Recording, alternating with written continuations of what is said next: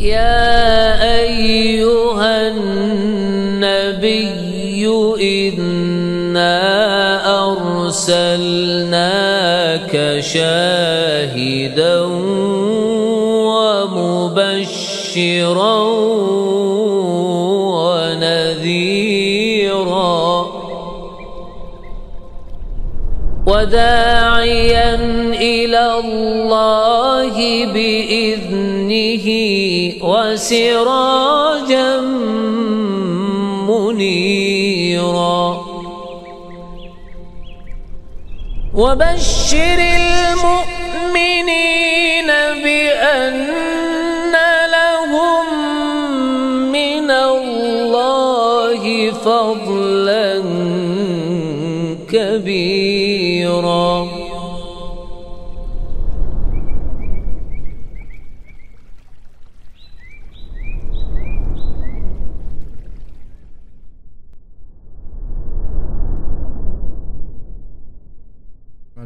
ونستعينه ونستغفره ونعوذ بالله من شرور أنفسنا وسيئات أعمالنا من يهده الله فلا مضل له ومن يضلل فلا هادي له أشهد أن لا إله إلا الله وحده لا شريك له وأشهد أن محمدا عبده ورسوله لا نبي بعده يا أيها الذين آمنوا اتقوا الله حق تقاته ولا تموتن إلا وأنتم مسلمون فإن أصدق الحديث كتاب الله وخير الهدي هدي محمد صلى الله عليه وسلم وشر الأمور محدثاتها وكل محدثة بدعة وكل بدعة ضلالة وكل ضلالة في النار. أما بعد,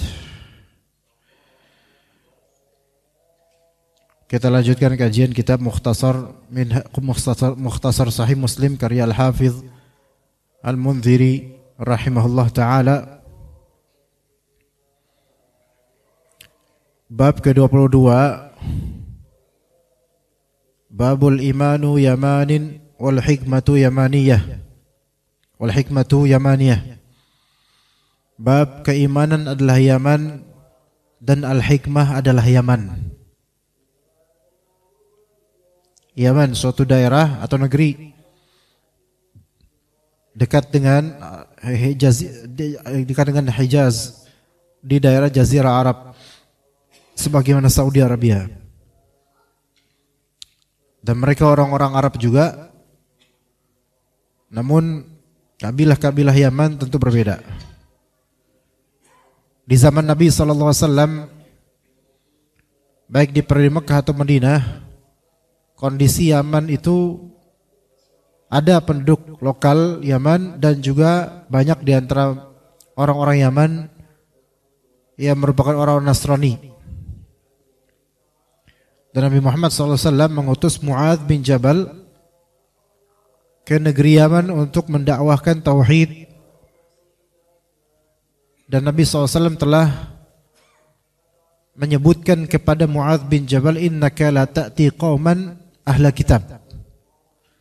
Engkau wahai Mu'adz di Yaman nanti akan berjumpa dengan kaum ahlul kitab Yaman, yaitu Nasrani. Jadi Yaman itu di zaman Nabi SAW adalah lahan dakwah yang tadinya dikuasai oleh orang-orang Nasrani dan sekarang Muslim. Dengan keberkahan dakwah dari Nabi SAW dan juga para salaf, para sahabat dan juga para salafus saleh. Maka Nabi SAW memuji Ahlul Yaman, penduduk Yaman ketika mereka masuk Islam, dan semangat mereka setelah masuk Islam itu semangat yang luar biasa. Sampai Rasulullah SAW memuji dan menyebut kebaikan mereka pada masa itu. Maka ini ada dua hadis yang akan kita sebut insyaallah ta'ala dan kita bacakan secara ringkas penjelasannya insyaallah ta'ala. Dan akan kita lanjutkan nanti dengan bab berikutnya dari hadis yang lain. An Abi Hurairah radhiyallahu anhu qal, dari Abu Hurairah radhiyallahu anhu beliau berkata, Sami'tu Rasulullah sallallahu alaihi wasallam yaqul, saya mendengar Rasulullah SAW bersabda, Jaa ahlul Yamani hum araqqu af'idatan wa ad'afu quluban. Al-imanu yamanin wal hikmatu yamaniyatun. Jaa ahlul Yaman, telah datang penduduk Yaman. Telah datang penduduk Yaman. Dan di sini hadis ini akan menyebutkan apa? Keutamaan penduduk Yaman. Karena mereka mau menerima dakwah dan tidak melawan dakwah. Itu keutamaan penduduk Yaman ketika itu, mau menerima dakwah. Ketika dakwah Islam datang, mereka menyambutnya dan masuk Islam langsung. Padahal yang diutus itu Mu'adz bin Jabal yang merupakan sahabat muda gitu loh. Yang mereka nerima gitu. Nabi SAW mengirim sahabat Mu'adz bin Jabal untuk mendakwahi mereka. Dan mereka langsung menerima. Nabi SAW juga mengirim Abu Musa al-Asy'ari pada waktunya. Juga Ammar bin Yasir, Salman al-Farisi. Dan berdakwah ke seluruh negeri Yaman. Karena luas. Dan semua yang mereka dakwahi itu menerima dakwah Islam tanpa bimbang, tanpa ragu. Ya. Mereka tidak mengatakan begini, kami berpegang pada ada istiadat kami, enggak. Mereka ngomong gitu. Ama Arab versi Hijaznya dulu di Perdi Mekah lebih mudah mendakwai orang Yaman dibandingkan orang-orang yang Mekah. Begitu cuma. Ini hikmahnya besar. Karena antum mendakwahi orang yang jauh dari kota antum. Masuk dakwah antum. Tapi antum dakwahi orang lingkungan antum enggak bisa. Ajib. Bukan antum, ana termasuk. Walaupun alhamdulillah di lingkungan RT ana ini termasuk alhamdulillah, mungkin ya entah ini kemuliaan atau bagaimana mereka mengustazkan iya. Tapi nggak bisa kita ngadain kajian untuk mereka, nggak bisa, mereka belum mau ngaji. Jangankan itu, kadang keluarga kita sendiri, mungkin bukan anak istri ya, kalau anak istri itu harus nurut sama kita. Keluarga besar, belum tentu juga kita didengar omongannya. Tapi di jauh di sana diterima dakwahnya. Dan ini terjadi pada banyak dai jemaah. Makanya sebagian dari ulama berkata, kerap kali orang yang paling menyakiti dai adalah orang terdekatnya sendiri, bukan orang jauh. Ya, ketika orang jauh yang mungkin gak mengetahui aibnya, yang mungkin merindukan kehadirannya karena bukan sekali atau 2 pekan sekali atau sebulan sekali ketemu, itu menerima. Tapi mungkin orang yang sehari-hari ketemu gak menghargai, gitu loh.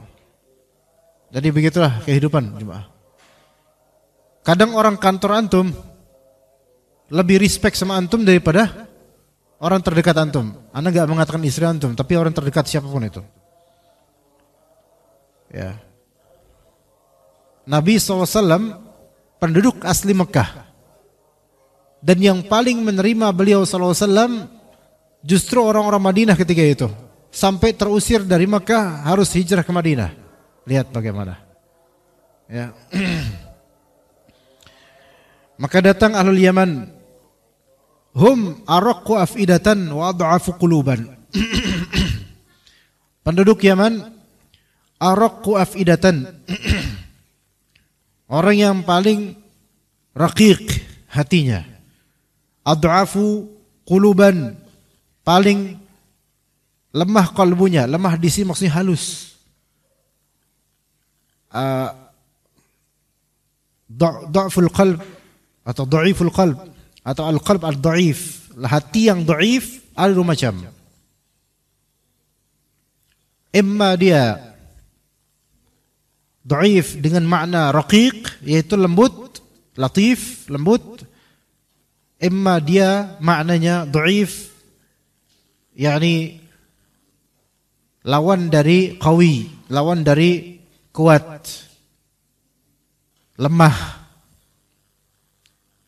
Yaitu imannya lemah. Maka kalau hati seseorang dhaif dalam artian dia lembut, saking lembutnya, ringannya, lemah gitu, ringan, maka ini orang beriman. Lawan dari dhaiful qalb yang versi ini adalah ghalidhul qalb. Ya, lawan dari hati yang lembut ini adalah hati yang keras. Qasil qalb, hati yang keras.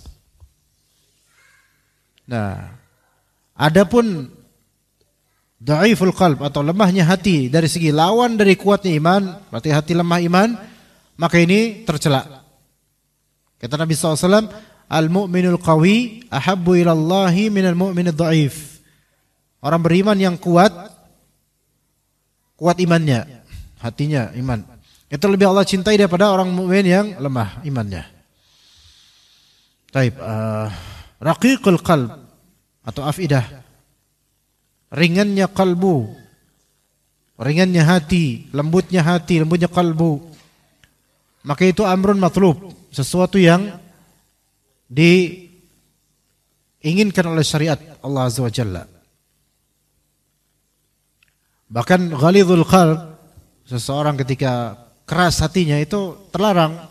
Qasil qalb dalam ayat-ayat disebutkan. Ya. Kata Allah Subhanahu wa taala di surat Ali Imran, "Walau kunta faddan ghalidhal qalbi lan faddu min haulik." Kalau kamu keras dan hatimu keras, ya kasar dan hatimu keras, lan faddu min haulik, maka mereka akan luber-luberan dari sekitarmu. Dalam dakwah itu, misal ada gelas gini, kemudian kita kucurkan air seperti ngucurin bensin keras. Lan faddu min haulik, itu maknanya. Kalau kita kucurin dakwah ini terlalu keras, terlalu kenceng, lan faddu min haulik, in fadda yanfad, banjir. Yaitu akan luber, orang-orang akan menjauh. Ya. Begitu. Dan enggak akan sempurna dakwahnya. Hasilnya enggak bakal sempurna. Sebagaimana kalau antum pakai selang atau bensin dengan keras, antum tembak terus, itu akan terus keluar semua itu, dan enggak bakal penuh, enggak mungkin penuh. Karena antum tembak terus. Ya, maka ghalidhul qalb, kerasnya kalbu ketika berdakwah, itu tidak akan sampai pada sasaran. Yang ada hanya menjauhkan justru. Adapun kalau raqiqul qalb, kalbunya lembut, maka inilah dakwahnya, dakwah Rasulullah SAW. Kemudian qasil qalb, kerasnya hati, qaswah, di surat Al-Baqarah juga disebutkan. Ya, di surat Al-Baqarah, "Tsumma qasat qulubukum min ba'di dzalik." Kemudian qasat qulubukum, keras hati kalian. Kenapa orang-orang Yahudi ketika itu disebut keras hati mereka? Disebut keras hati mereka karena menolak kebenaran yang sudah jelas. Maka orang yang menolak kebenaran yang sudah jelas disebut keras kalbunya. Dan orang yang menerima kebenaran mudah, maka lembut hatinya. Meskipun kadang perangainya agak kasar karena tabiat, tapi hatinya lembut. Orang ada yang kalau ngomong tinggi nada suaranya, tapi itu memang udah karakter terbentuk dari keluarga atau mungkin kesukuan. Tapi ketika dia diberitahu kebenaran, dia langsung terima dan membela kebenaran itu. Maka ini lembut kalbunya. Antum melihat bagaimana Umar bin Khattab radhiyallahu anhu, wataknya itu memang udah terbentuk seperti itu. Namun untuk kebenaran, beliau orang yang paling pertama dan siap membela kebenaran itu. Maka itu lembut kalbunya. Memang ada sisi wataknya keras. Ya. Karena bentukan awalnya. Maka bagaimana kisahnya orang Bani Israel itu ketika disebut qasat qulubukum, itu kalbu kalian keras.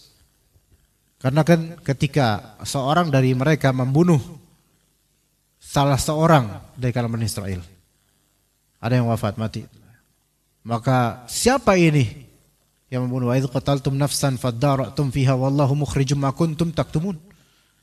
Ketika ada seorang dari kalian membunuh orang lain, ini siapa yang membunuh? Kalian berselisih tentang siapa yang membunuh. Hakikat pembunuhnya ini didistorsikan, disembunyi-sembunyikan.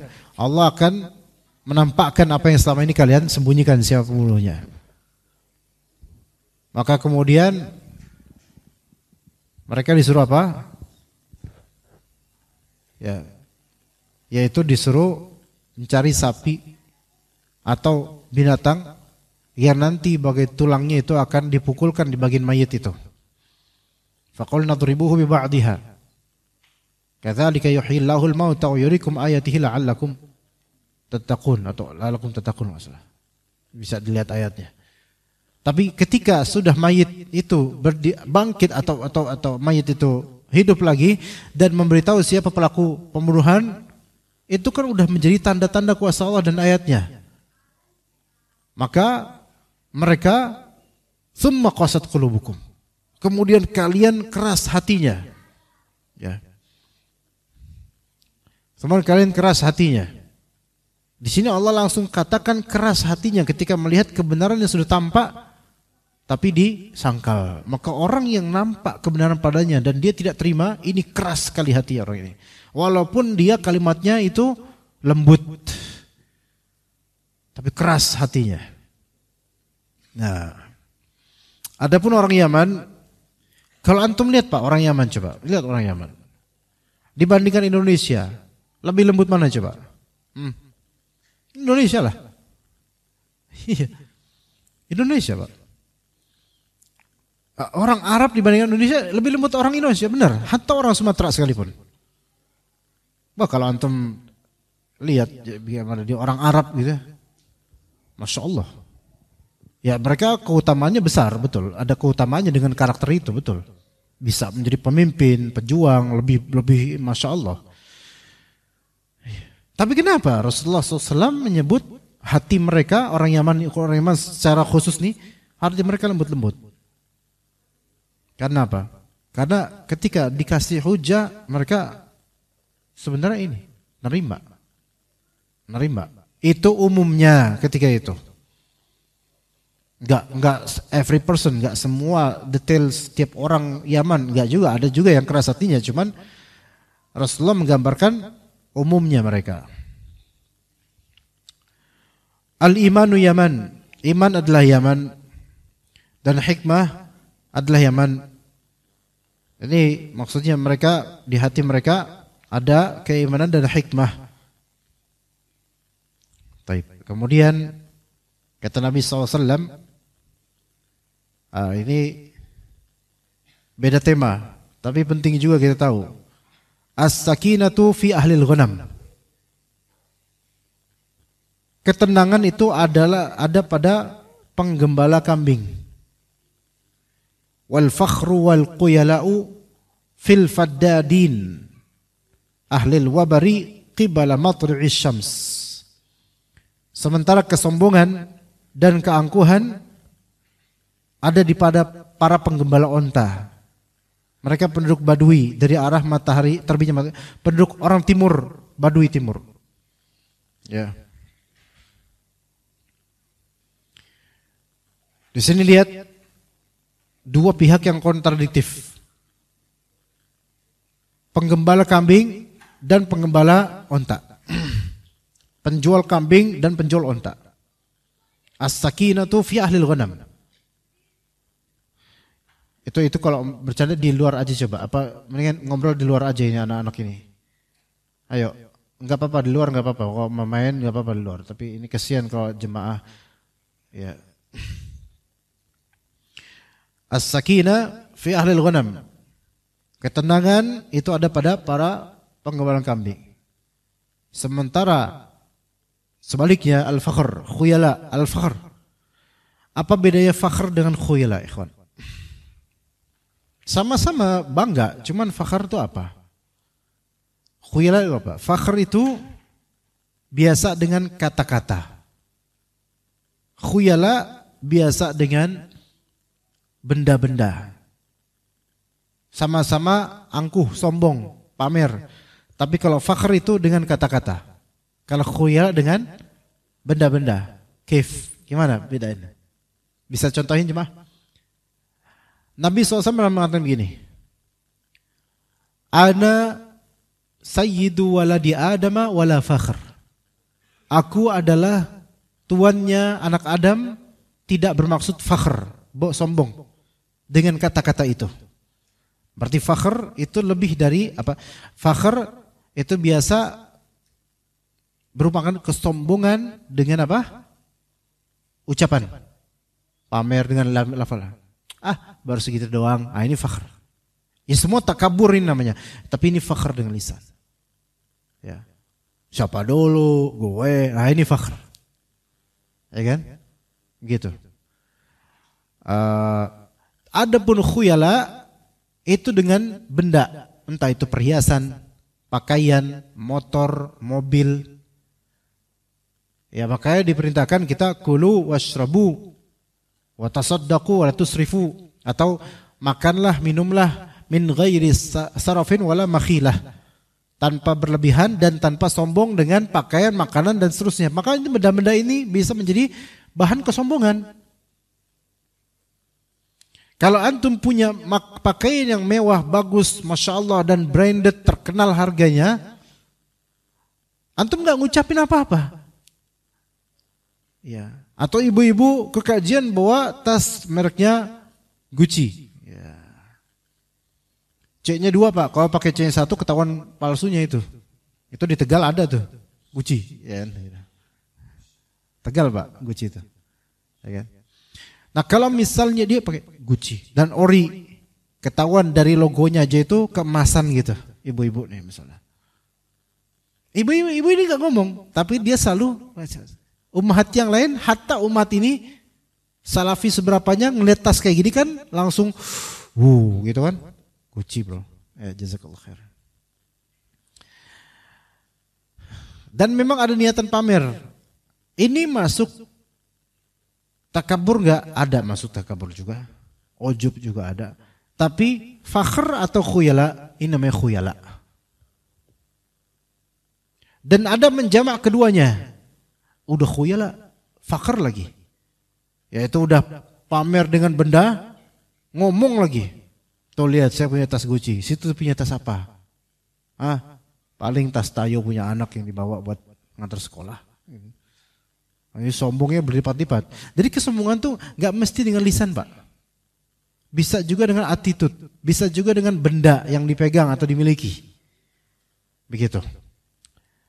Nah sekarang al-fakhru wal khuyala fil faddadin.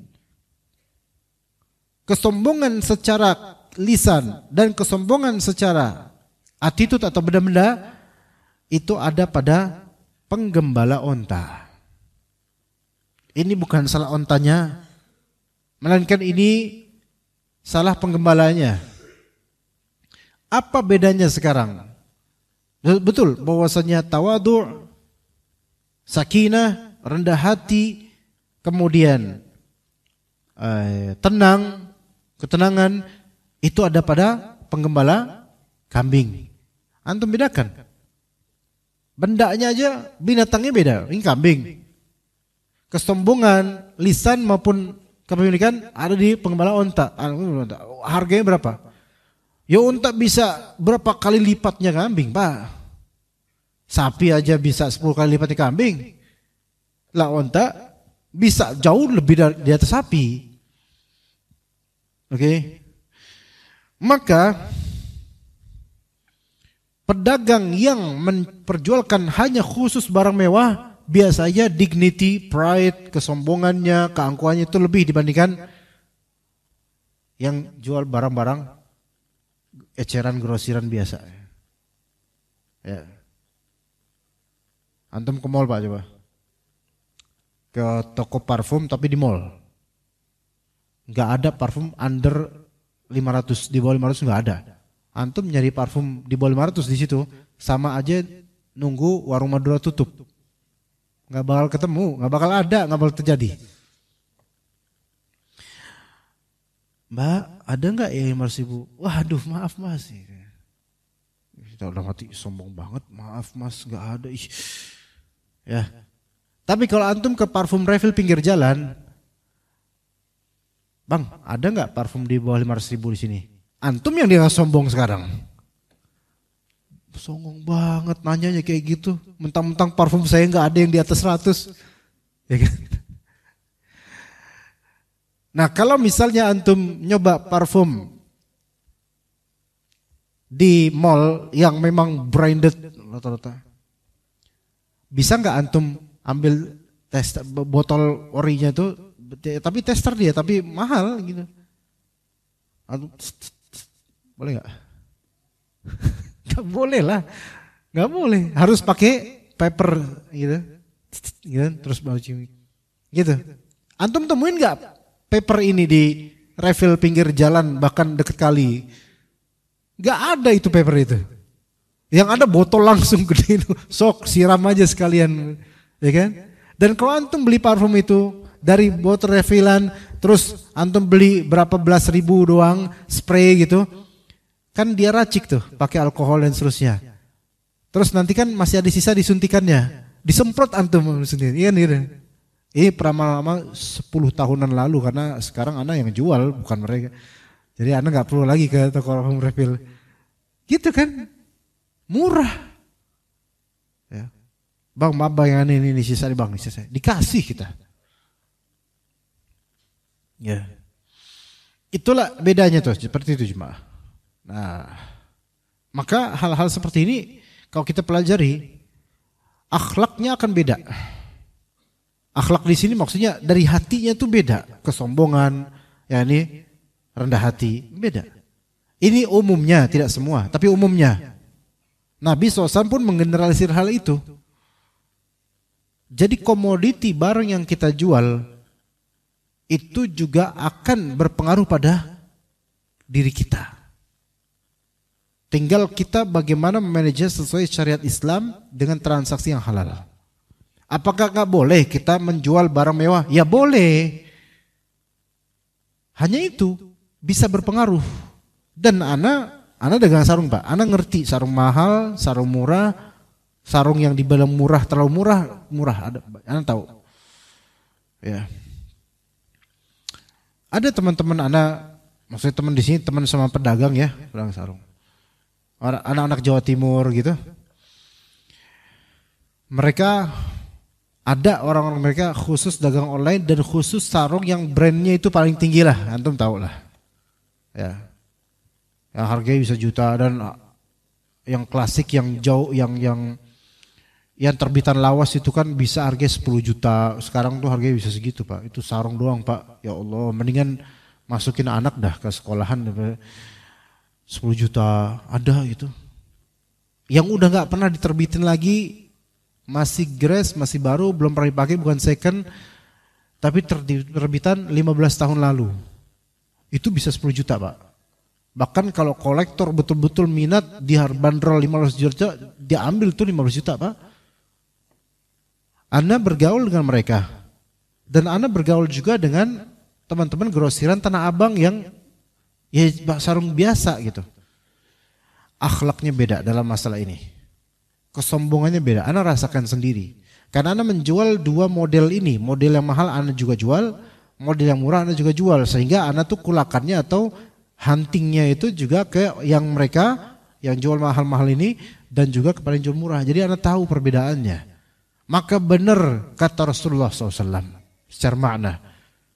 Yang maknanya adalah komoditi dagangan kalau dia speknya hanya yang tinggi, hanya menjual yang mewah-mewah atau yang tinggi-tinggi, maka akan berpengaruh pada sikap dan akhlaknya. Sehingga apa? Sehingga kalau misalnya ada nih calon konsumen minta diskon 100.000, itu harga sarungnya 1.900.000 misalnya, minta diskon 100.000, itu mencak-mencak, marah-marah, kemudian masang status dan meremehkan pembelinya, calon pembelinya meremehkan. Kalau nggak bisa beli sarung mahal nggak usah deh sama kita, sombongnya minta ampun. Ya, itu sombongnya kayak gitu. Ya salam. Ya. Begitu cuma. Ya, sama kayak ada juga pernah ketemu dengan beberapa pengacara, Pak. Ada beberapa anak kenal pengacara. Ya. Ada pengacara ternama yang udah pernah memecahkan kasus ini, kasus itu, kasus ini, kasus itu. Dan ada pengacara biasa aja. Belum lama lulus, mungkin beberapa tahun lalu lulus lah. Yang ini yang udah mungkin udah banyak dikenal. Itu menulis di WhatsApp-nya atau apa namanya WhatsApp-nya apa bukan status apa sih namanya ya? Di nama WhatsApp-nya lah, di keterangan dia gitu kan, tidak bisa dipanggil atau profilnya gitu kan. Konsultasi minimal sejam 1 juta. Subhanallah. Ya emang mungkin tarif untuk level segitu iya sih. Maksudnya level terkenal gitu. Masya Allah sih tarif. Ya itulah ilmu hukum memang karena value-nya ada mungkin ya. Itu hak dia, betul-betul. Tapi Anda dapatkan beliau-beliau ini kalau misalnya ada konsumen atau calon yang ingin konsultasi minta diskon, itu dimencak-mencakin dan dihina-hina itu loh. Nah, terus Anda juga pernah ngobrol juga setelah seorang konsultan hukum atau pengacara. Dia juga pengacara. Ya nanya, antum berapa tarifnya sejam? Waduh Ustaz, Anda kalau pakai tarif, Anda tuh cuma pengacara kampung Ustaz. Kalau Anda pakai tarif nggak ada laku, Anda nggak bakal ada yang mau konsultasi mana. Beda banget. Compare-nya beda. Betul, ini ada value-nya karena pengalaman. Foto punya nama. Dan ini sebenarnya ada value-nya. Cuman karena memang ya belum sehebat ini atau belum sepengalaman ini, maka pasarannya masih awam umum. Orang mau konsultasi nanya silahkan. Dan Anda juga ketemu pengacara yang beliau itu sudah lama lepas dari kehidupan ini atau bidang ini sehingga dia hanya mau jadi pengacara di perusahaan aja. Nggak mau ngupas-ngupas masalah-masalah kasus orang khusus karena benar-benar banyak hal yang beliau khawatir akhiratnya gitu. Bahasa enaknya gitu ya. Kita ngobrol, nanya apa ini, nggak ditarifin. Nggak ada tarif. Semua ilmu dikeluarin. Maka beda coba. Ya. Itulah mengapa ketika ketika dia menjual sesuatu yang mahal, branded dan seterusnya, dia harus ingat bahwa yang dia jual itu hanyalah bagian dunia yang fana, yang akan ada hisapnya di hari akhir. Gitu. Sama saja dengan barang-barang lainnya. Ya, di sini ini maksud pesan dari Nabi SAW. Binatang itu milik Allah. Antum jualan kambing, kambing itu pun Allah yang ciptain. Antum hanya dititipin untuk jual. Unta pun begitu. Ya, sekarang kalau antum jual motor listrik atau motor kecil lah, Mio atau apa, terus ada yang lain jual motor-motor yang berkelas, yang masya Allah, yang suaranya itu, orang dengar suaranya aja tuh, gitu loh. Kalau lewat, semua mata memandang. Itu baru jualan loh. Apalagi yang naikin. Wah Pak, gimana? Ya Pak, antum kesini naik apa Pak? Supra. Masya Allah itu top. Anda dulu juga pakai Supra. Terbitan berapa Pak? Cadas ini. Cadas ini, masih bagus banget itu. Kalau antum pakai Supra, dilihatin orang nggak Pak? Malah siapa sih gitu. Coba sekarang antum kalau pakai motor yang biasa PM polimeter kayak gitu motornya. Iya. Ini stangnya tinggi tuh. Kemana-mana ketek antum gentayangan. Iya. Pulang-pulang pegel gitu rasanya dipijitin istri. Kira-kira pas antum lewat kayak gini orang ngeliatin nggak Pak? Pastilah. Terus suara masya Allah. Apakah antum bisa menata hati antum ketika di jalan kayak gitu? Jujur aja bisa nggak? Susah karena emang belum pernah pakai ya. Sama. Susah Pak beneran. Kita pakai itu knalpot racing aja lah. Motor Beat knalpotnya racing itu agak miring-miring sedikit itu. Masya Allah, berisik. Orang lihat gak? Lihat. Bisa nggak kita jaga hati situ? Oke, mau kalau Vario mungkin atau Beat masih. Ini motornya emang moge gitu, touring. Bisa nggak kita jaga hati jalanan supaya nggak merasa takjub dengan diri sendiri? Susah, Pak. Ketika memang itu kita bilang kita susah menghindari ujub, kita susah menghindari takabur, maka nggak boleh. Kalau kita nggak bisa, nggak boleh. Carilah aman untuk akhirat kita. Bukan malah justru digembar-gemborin ya. Tapi kemudian hadis berikutnya an Jabir bin Abdullah radhiyallahu anhuma qala Rasulullah sallallahu alaihi wasallam ghilazul qulubi wal jafa'u fil masyriqi wal imanu fi ahli Hijaz. Keras dan kasar hati terdapat di timur. Adapun iman terdapat pada penduduk Hijaz. Ya. Ya, timur. Orang timur. Kita termasuk orang timur juga. Tapi sekali lagi ini pada masa itu dan juga tidak melazimkan semuanya seperti itu. Malah justru kalau kita lihat di Indonesia jemaah. Tapi gini, ghilazul qulub kalau maksudnya kerasnya hati atau kasarnya hati ini adalah menolak kebenaran, maka orang timur iya. Memang suka menolak kebenaran kita ini, Pak. Kita ini iya. Pak, kita ini alhamdulillah muslimun, alhamdulillah. Tapi berasal dari keturunan. Gitu loh. Kita itu kadang orang kita, maksud kita ini bukan antum, bukan ana, bukan maksud kita ini, maksud orang Indonesia, orang timur nih. Dikasih tahu belum tentu ngikut, padahal udah jelas benar.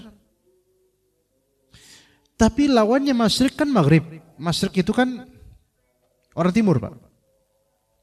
Secara attitude orang timur tuh lebih halus dibandingkan orang maghrib. Nah ini Masya Allah.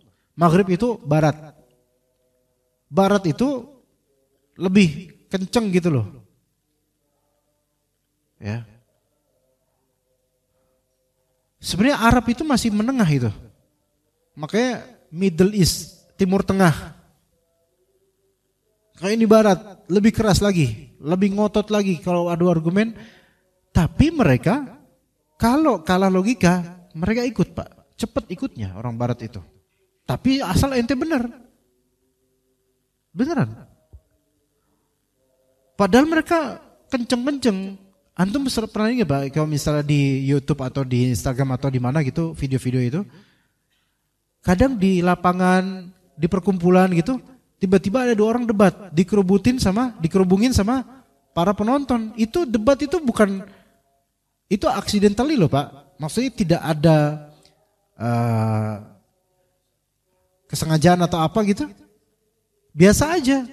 Karena mereka udah bisa adu argumen, Pak. Kenceng-kencengan gitu. Tapi setiap dari mereka tuh mau dengerin satu sama lain. Kalau situ benar, kita ikut gitu loh. Dan logikanya betul lumayan. Kalau di sini ada debat, wajar aja, pukul aja, gampar aja tuh, gitu. Itu di sini nih, di Indonesia nih. Iya. Pas udah gampar baru dilarain. Iya. Di sini kita nggak bisa, jarang, Pak, ada argumen. Dan kalaupun misalnya ada argumen, nggak mau saling ikutin, nggak mau. Yang ada saya benar, situ benar. Padahal asli kultur kita tuh lembut halus loh, Pak. Secara tutur kata. Maka kalau emang itu maknanya, maka dan itu benar perkataan Nabi SAW. Ghilazul qulubi wal jafa' fil masyriq. Di ketimuran, budaya timur, keras hatinya dan kaku. Karena susah kalau ngikutin benar. Coba kita lihat, Pak. Alasan-alasan ikut tradisional itu ada di timur apa di orang barat? Timur. Orang-orang barat itu alasan tradisional itu enggak ini apa yang mereka itu condong padanya dari kebenaran, ya udah ikut. Kalau timur ini masih susah ini. Iya. Kita ngasih tahu, Pak, ini enggak ada dalilnya, Pak, ini bid'ah, belum tentu kita diterima. Ini buktinya, Pak, belum tentu kita diterima. Itulah kerasnya hati yang dimaksud di sini mungkin. Gitu, Pak. Kalau Afrika gimana Afrika aja? Selama buka Afrika malah lebih gampang lagi itu masuk Islam. Ada syekh namanya Syekh Wahid Abdus Salam Bali, hafizahullah. Memang beliau ada beberapa sedikit kesalahan, tapi beliau itu termasuk ulama populer yang sudah mendakwahi ribuan banyak dari orang-orang Afrika. Afrika yang kulit hitam. Karena mereka itu justru sekali kepala suku mereka masuk Islam, ikut semua. Cepet itu ikutnya. Ya. Ini keumumannya aja. Tapi banyak juga yang Allah tidak beri hidayah dari orang-orang barat. Banyak. Taib. Kemudian dalam bab berikutnya, bab man lam yu'min lam yanfa'hu amalun salih. Siapa yang tidak beriman maka tidak bermanfaat amalan solehnya. Siapa yang tidak beriman maka tidak bermanfaat amalan solehnya.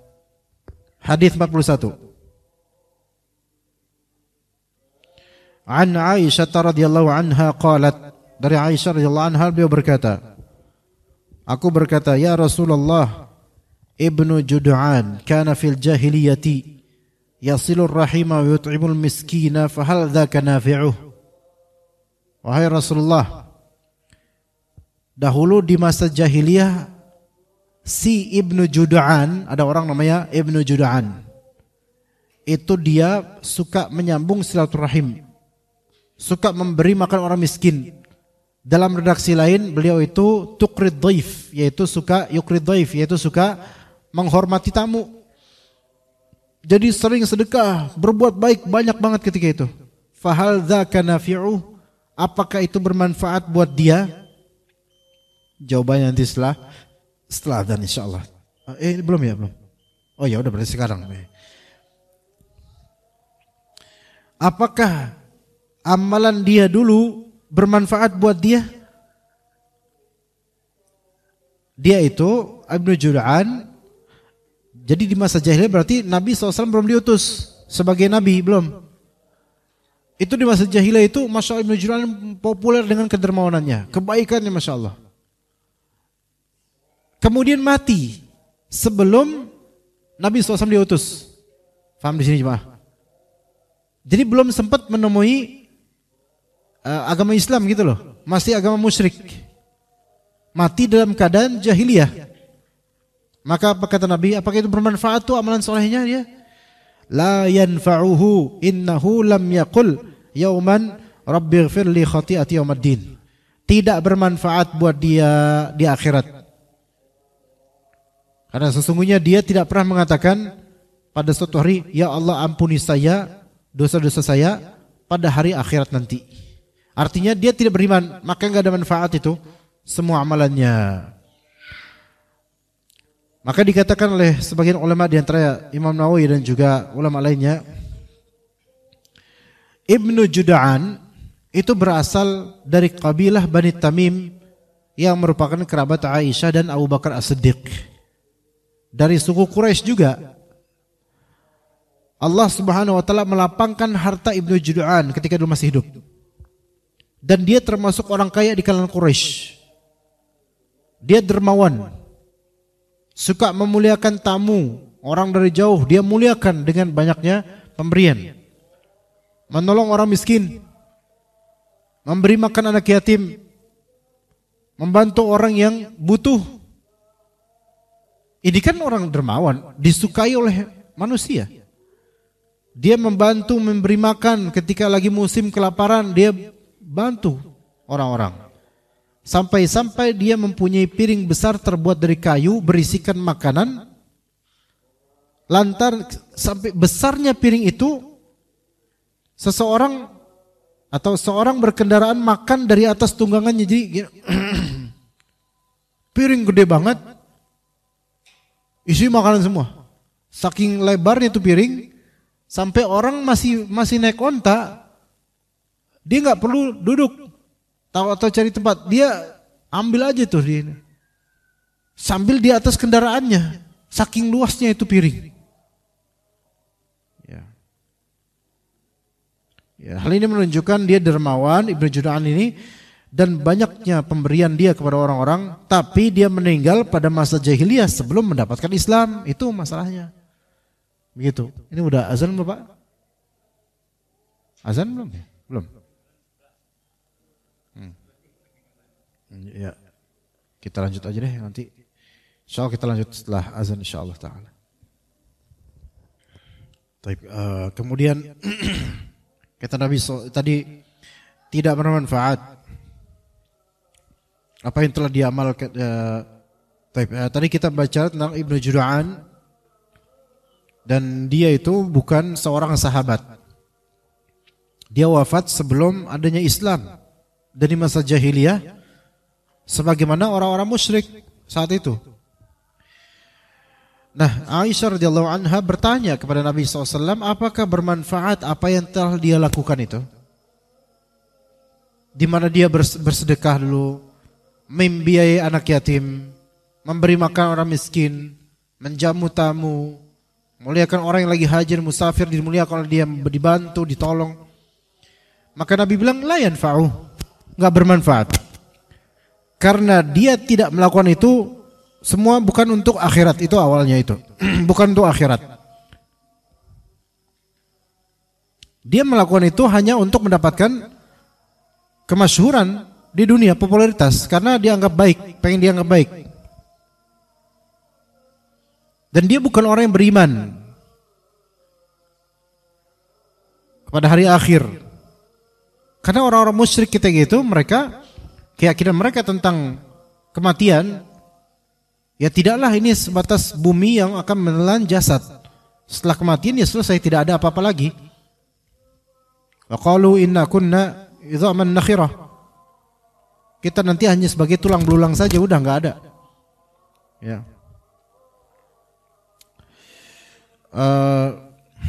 Mereka enggak percaya dengan surga neraka. Ya, dia justru berkeyakinan sebagaimana keyakinan penduduk jahiliyah ketika itu, maka amalnya dibalas cuman di dunia. Betul, orang walaupun musyrik kafir menentang Allah, kalau dia baik maka Allah akan balas, tapi di dunia doang. Yani dia mendapatkan pujian dari orang, ya.